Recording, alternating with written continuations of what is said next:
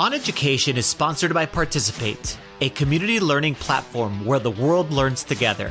Later in the episode, we'll hear about one of Participate's communities, Teach the Global Goals, and how you can get involved in its free community learning opportunities with educators around the world. If someone comes to your house and knocks on the door and calls you an a-hole, are you going to say, oh my God, hey, come on in, like, let's have dinner? Right.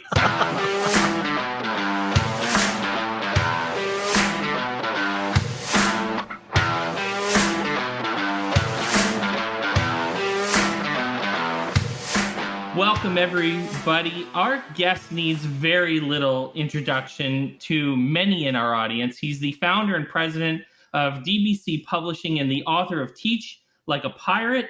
Welcome to the podcast, Dave Burgess. Hey, thank you so much for having me on the show. I'm happy to be with you guys. We've been wanting to do this for well over a year, and we're approaching 200 episodes now. So we're thrilled that you were able to join us. So, Dave, it's been 9 years since Teach Like a Pirate came out, and that's a lot of time, and a lot of things have happened, man. I mean, it's been like a decade, the last 18 months. As you reflect on the book and its content and the last 9 years, do you think your message has changed? Especially, you're going to go back out there and do keynotes again, probably within the next year, maybe even sooner. And do you think anything has changed in the 9 years since Teach Like a Pirate came out? Yeah, so I do think there have been some changes, but I do think that there's some parts of the core message that are still essential. Because if you think about the core message, it has to do with, one, passion and becoming a more passionate educator. It has to do with creativity, how to be more creative as an educator and how to brainstorm and come up with ideas. And those things are evergreen topics. And then the third real big topic of the book is engagement. And engagement is not going to go anywhere either, right? So, right. It doesn't matter what you say if nobody's listening. And so engagement is going to be a key thing. One of the criticisms, I think, of the book, which is very fair, is that it's maybe a very teacher-centric book. And that's so true. It's about engagement strategies and things that the teacher can do to draw people in and pull them in almost magically or magnetically to what you're doing in the classroom. But of course, again, I wanted it to be authentically written about what's something I was good at, and that's something that I'm good at. But that doesn't mean that that's all that there is in education. Of course, we need more project-based learning. Of course, we need more student-centered, student-led instruction and all those kind of things like that. And so I never set out to write the encyclopedia of teaching. Some people, I bristle when people say, how come there's not this in the book? Hey, this isn't the encyclopedia of teaching. This is my story. And so I think that's one of the reasons why the publishing company came about, because I knew that my story wasn't the only story. And so I was trying to find other people who were good at other parts of the teaching game, the education game, and lift their voices as well. Let's continue with that topic about the DBC publishing. I imagine that the types of books you published at the beginning of this journey and the books you are publishing now or looking to publish even in the future has changed. How has your process changed throughout these years? And do you seek, Dave, educator and or administrator feedback on what they're seeking as far as educational books? Yeah, so we always keep our ear to the ground and try to listen and see what people are interested in. And I think one of the big changes in DBC is that, well, a couple. First of all, initially, I was publishing people that I was running across out on the circuit and that were maybe approaching us and that I was, somehow connected to. And then eventually it kind of transformed itself. And then it became a situation where now our inbox is flooded every week with manuscripts. And it's more a process of trying to be very intentional, realizing that we can't do them all. And like, which ones are we going to do? And like some of the projects that we haven't done that have gone on to publish other places, people will ask me questions about like, so that's that book you didn't want. It's like, no, I love that person. I love that book. I love that. I love their message.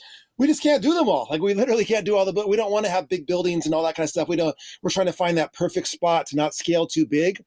But I think as far as acquisition of projects, now I think we're doing a better job and not just taking the stuff that comes to us and not the stuff that like maybe I might run across on the circuit, but saying like, hey, we have a real gap in this area and we need to go out and find someone to address that subject, which is not a part of our line yet. Okay.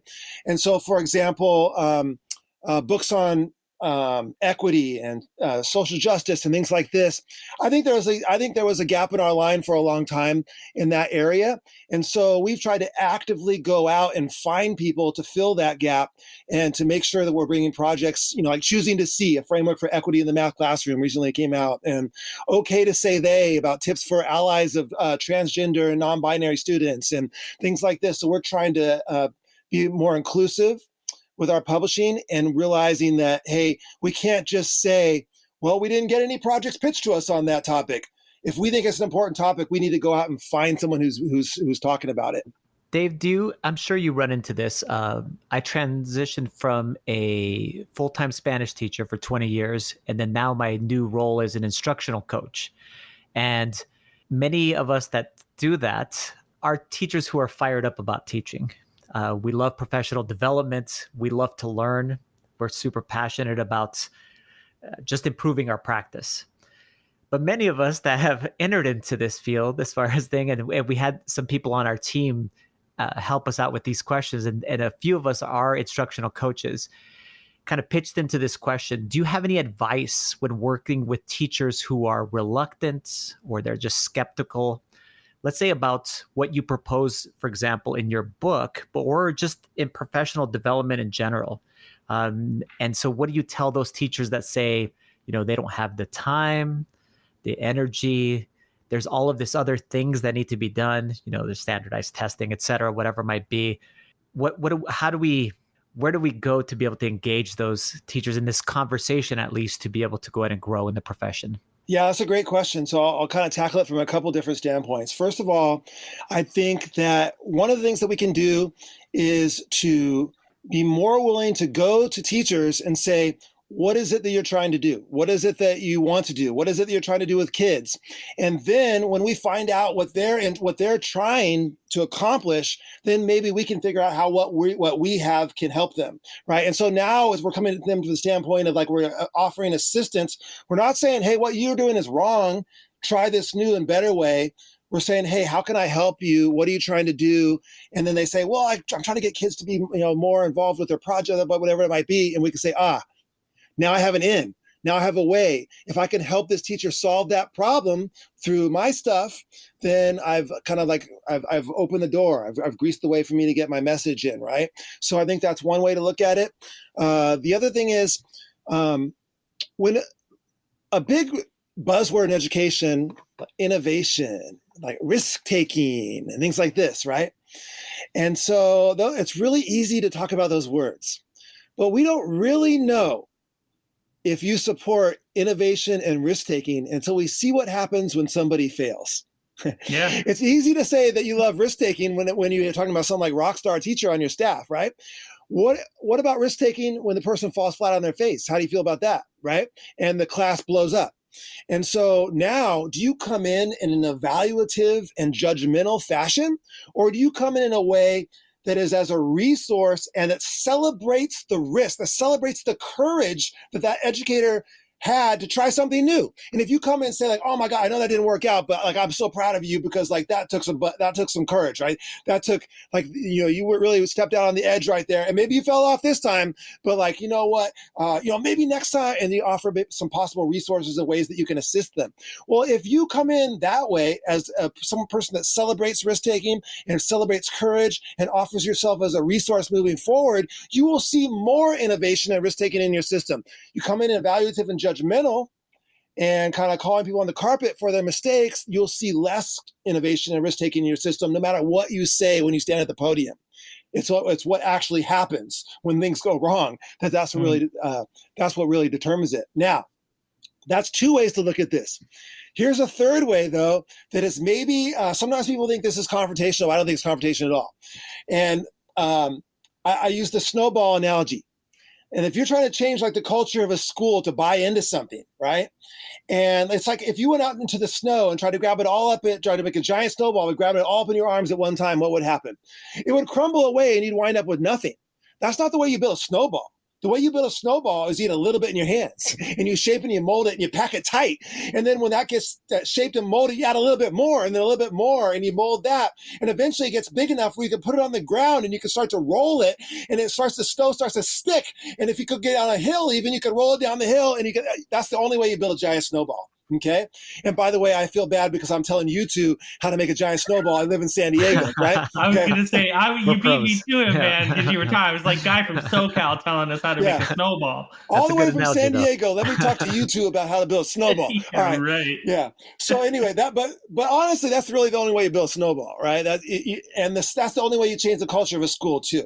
You can't grab everybody up at all at once. You can't announce change from the podium. You can't expect everybody to buy in, right? If you wait for everybody to be ready before you move, you're never going anywhere, right? And too many people allow their energy to be dissipated by the apathy or negativity on their campus, and they don't do what they could do with the people who are ready to go. So you get a little bit of people in your hands, the people that do want to be a part of something new, do want to be a part of something creative, do want to be a part of something innovative, and you work with them and you shape and you mold that group, and then the energy and enthusiasm that radiates out from that group starts to attract other people in. People say, hey, like, I keep hearing you guys talking about this like pirate thing or whatever it might be that you're trying to roll out. And say like, what is that? Kids seem to be excited to be in your class. And then you say, oh, you bring them into the fold, and you bring them in. Eventually it gets big enough where you can set it down in your system and you can roll it out and people will start to stick. But it always starts with that small little group. So don't be so concerned with those that won't. When you have a group that will and they're ready to go with you, go with them, right? And so that's why, like when people will contact me sometimes, and I love this, they'll say, hey, I got a little group of people reading your book at my school. Like I was wondering if you want to meet with us, but you probably won't because, I mean, just to be honest with you, there's like 5 of us and we meet after school in the lounge. And I'll say, are you kidding me? Of course I'm going to meet with you. Like, let's set it up because that's the way it always starts. You're the start of the snowball. You're the little thing that you're like, that every single place where Teach Like a Pirate has taken off, it started with a little group like that. Switching gears for a few questions. And so, Dave, every once in a while, people like to take a shot at you. Twitter's where it seems to be the most visible. Personally, I think some of it is simply because you're a well-known figure. You get up there and you have a ton of passion. Your energy is infectious. And I definitely think some of it is straight up jealousy. And I think there are two kind of fascinating education subcultures at play here. One is kind of the outrage culture where everything is turned up to 100. You shouldn't be a teacher if you believe a certain thing or disagree with people. I always tell, I was unfollowed by someone earlier last summer, I guess, on Twitter because I told them that I thought putting stickers on your face wasn't an engagement strategy. And she, turned it up to 100 on me. And it was like, all of a sudden I was a bad teacher. So there's that. Then there's this tendency to go in the entirely opposite direction where conflict and disagreement is harmful and debate is undesired and aggressively dismissed even. The irony obviously is that both of these usually end in almost the same place. So I'm curious how you feel when someone takes a shot at you, because it happens. And how do you tend to respond when I'm sure, and you've actually mentioned it already, when I'm sure the criticism is respectful and warrants at least some sort of response? Yeah. And so this is a tough thing to navigate because first of all, I absolutely have people who intensely hate me. Yeah. And are vocal about it. And so here's the first thing. Anybody who tells you that doesn't bother them hasn't had it happen to them, And so when people say like, oh, I don't care, like I don't pay any attention to the haters, like that doesn't that never bothers me. Trust me. If you have been attacked on social media and it's kind of like been a dog pile before, and you say that hasn't bothered you, I don't believe it's happened to you. It does happen to you. And I think a lot of these people who do that, kind of they have a sense of loss of the humanity of the other person that's on the other side of it.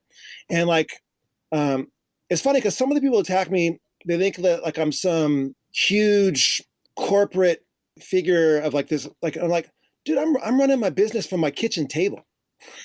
Like they're like acting like I am ruining education from this big, like huge, this monstrous thing. It's like, you're kidding me, right? Like I'm literally like I'm running a Twitter chat from my kitchen table, and I'm doing like my Google Hangouts with potential authors, like in my backyard with like dogs running around me everywhere and stuff like this. And so like they think I'm some big corporate entity. But I always ask myself, is this person really interested in helping me and in helping move the message forward? And or are they just are they basically just in that outrage mode, and they want to shame you, and they want to produce, and they want to take you down, right? And so is someone trying to move me forward, or is someone trying to take me down? And I think when they're trying to take me down, I ignore it, right? If someone's trying to move me forward, maybe I'll have a conversation with them. Usually I'll have it off of social media, because as soon as you respond to hate in social media, what happens is then all of a sudden 4 other people jump in, and then 8 people jump in on those 4, and then 16 people jump on those, and then everything you say is quote tweeted and screenshotted, and next thing you know, you're not even talking about the same thing that you were to begin with. You're talking about, maybe you were inarticulate in a tweet response to someone, or responded emotionally to something, and it got taken out of context, and next thing that's screenshotted all over the internet, and it never goes well. And so I don't give oxygen to that. And so one of the best ways to stop a fire is to starve it of oxygen. And so when people say, how come you won't respond to us? Well, I won't respond to you because you're not treating me in a respectful manner. That's why I won't respond to you. And like, if you think that if I treated you disrespectfully, that you would respond back to me, like it's just not the case. If someone comes to your house and knocks on the door and calls you an a-hole, are you going to say, oh my God, hey, come on in, like, let's have dinner? Right. Exactly. Right. It's like, there's no way. Right. Or if someone comes to your house with muddy shoes on and says like, hey, do you mind if I run all through your house? And then I'm not letting them in the house. And people say like, how come you're not more welcoming to people who hate you in your Twitter chats? Like, oh yeah, like, how come you don't let people stomp mud all over your house? And so like, I'm not Scott's and these, every time I've tried to respond to some of these people that are the ones that want to shame and take down, it never goes anywhere. There's never anything that comes out of it. They're not interested. They're really, I'm being honest here because I've tried. They are not interested in what I have to say. They're not interested in me changing. They're interested in shaming, right? And so I've gotten better at discerning the difference between those two groups. And if it's that person that's just interested in taking you down, Scott Stratton has a quote that I love. He says, don't try to win over your haters. You're not the jackass whisperer. And some of these people are jackasses. Yeah, it's true. I had a different question, but I'll follow up with this. You must be, I mean, I can think of you, Dave, and maybe George Couros as probably the first people that I can put on this, I'm not going to say a pedestal, but basically I could put on the edu celebrity status, let's call it quote unquote, as something that happened. Is this what happens to us though? You're an educator, right? Yeah. Who then had this passion and you put it into a book. And I'm sure that when you wrote this book, Dave, you didn't imagine that it would be what it turned into, which is, I mean, my next question was basically about kind of publishing a lot of books. I mean, and really becoming a brand, even that, is this what, and a lot of people have seen you and George take these paths, and other people too. I'm thinking off the top of my head as far as you two, and want to do the same things. Is it just the nature of celebrity, of being, being seen as a celebrity, and then being, because you got turned from a teacher into Pearson, basically. Yeah, well, I mean, the same kind of hate that goes to textbook publishing companies is coming to you, or maybe even worse. The edu celebrity thing cracks the anti-edu celebrity thing cracks me up, because what is an edu celebrity to someone? An edu celebrity is someone who's got a lot of Twitter followers who people talk about all the time. That's what they say. Like, I don't label myself an edu celebrity, but if I tweet and a lot of people like it, and so they follow me, and I have a message that resonates with people, and and I share that message and it attracts followers, people act like that's an evil thing. So it's like, wait a second. So like your tweets that aren't getting getting the same amount of interaction, you're somehow a pure educator because you don't have followers. And like I'm somehow an evil educator because I have followers and people are responding to the message and resonating with the message. That doesn't make any sense to me. Like when I wrote Teach Like a Pirate, I was a classroom teacher. You know, that's the other thing that cracks me. People say like, well, you don't understand. Like wait, what do you mean? I wrote the book when I was in the classroom, full-time teacher when I wrote Teach Like a Pirate, right? I taught, and then somebody who was taught for 6 years will be cracking on me or something like, hey, I taught for 17 years before I ended up leaving the classroom, right? Like teach 17 years and then tell me that I'm not like a dedicated educator, okay? And so, and this whole idea, listen, some people think it's selfish or egotistical to be tweeting your message and trying to like get people to follow you, all that kind of stuff like this. All right, let me tell you this. I'm going to tell you an over-the-top story because I'm an over-the-top person, right? Okay. And like this is probably this podcast is probably going to get me in all kinds of trouble already, but let's just go for this. All right, okay, here we go. Listen, if you know CPR and you're at a crowded party and somebody on the other side of the party falls over, and would it be egotistical or selfish to make it known really clearly that you know CPR, you can help that person? If you pushed your way through the crowd to get over to them, would people think you were being a bully? Even if you knock someone down on the way to get them fast enough to save them, would people go like, oh my God, look at them trying to be the center of attention of the party, always trying to be the life of the party, right? Okay. Or when you got there and you had what they needed to help save their life, would they treat you as a hero? Okay.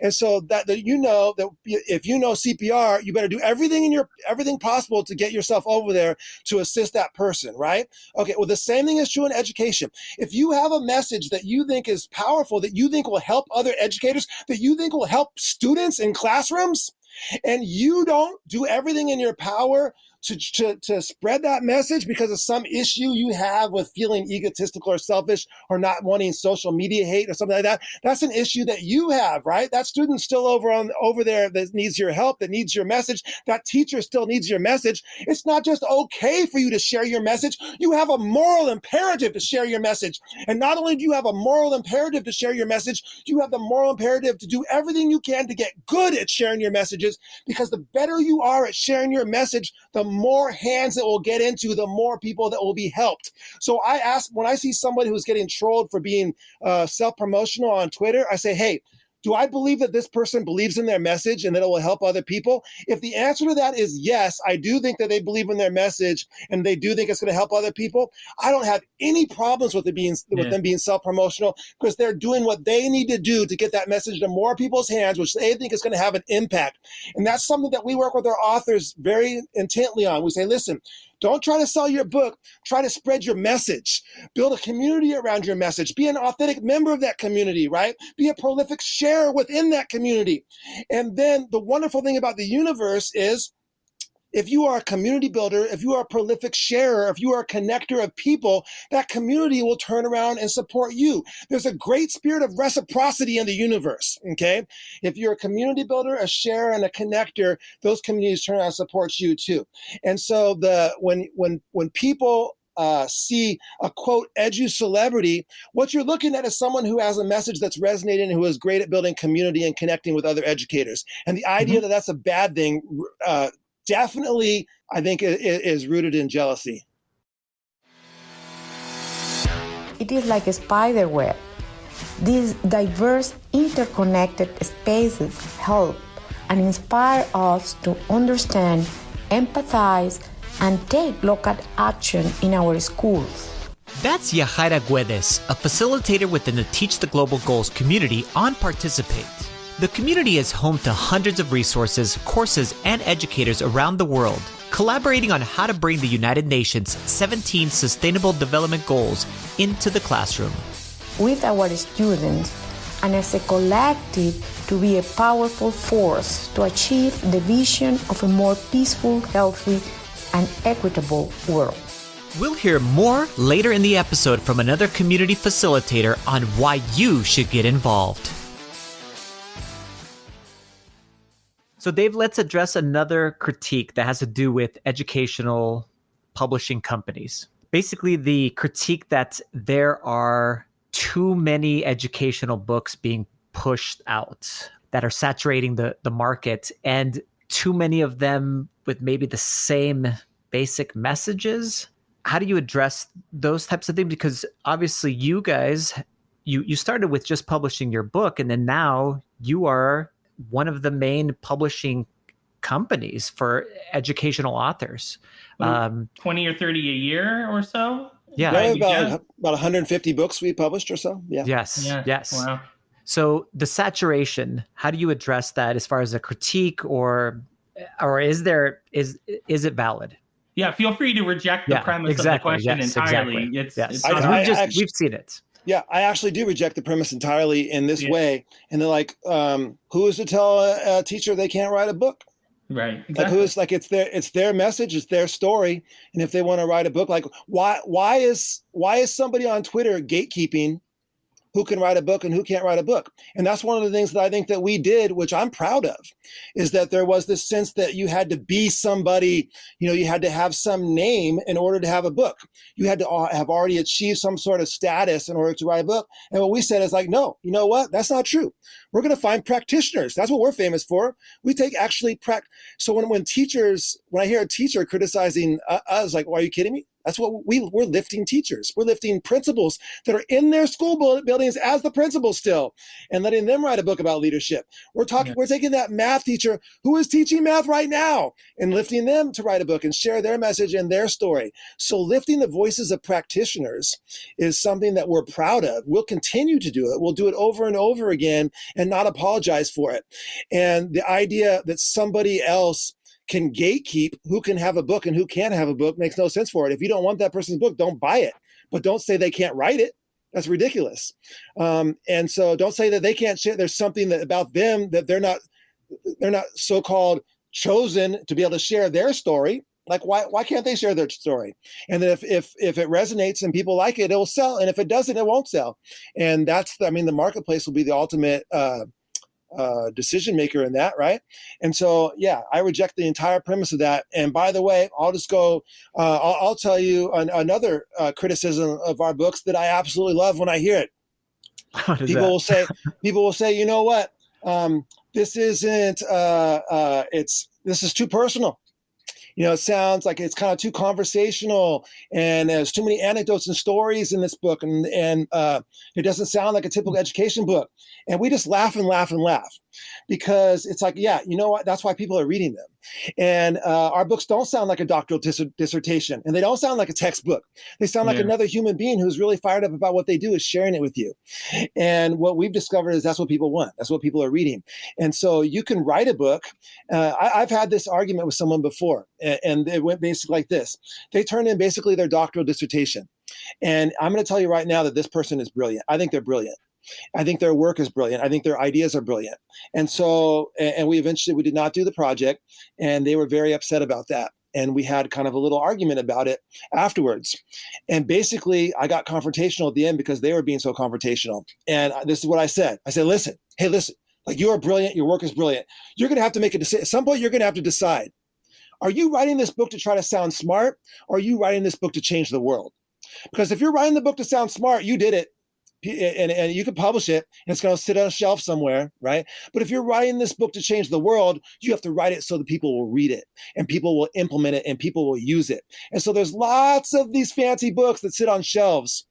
And then you look at our books, and they're dog-eared, they got tabs in them, they're highlighted, and you look on Twitter and people are using the stuff with kids in their classrooms. That's the book I want. I don't want the book that sounds all smart, but nobody's using it. I want the book where I turn on Twitter and I see actual lessons with kids that the stuff is being implemented and used. And so when people criticize our books for being like pop education books or something like that, like, we just laugh and say, like, yeah, our books are being read, they're being used, and yours sit on a shelf.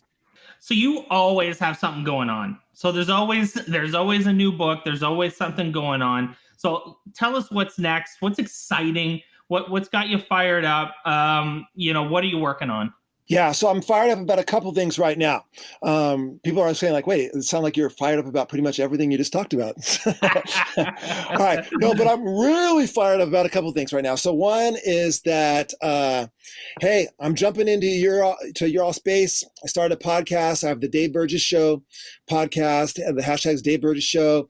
And I'm only about 11 episodes in, I think, but I'm excited about it. It's fun. And just the last episode I did was my youngest child is Finn Burgess, who is transgender, and it's all about Finn's journey in discovering himself and our journey as a family with that, and how to find community in the LGBTQ plus space and the importance of community in that space. And so check out my episode with Finn. And then also we just launched DBC University. And I'm sure this will annoy the heck out of those haters, right? So DBC University, which is that we're jumping into the online course space. And so we're starting with 2 courses, one from Adam Peterson, who wrote Teach, Play, Learn, about incorporating play in the classroom, especially early primary.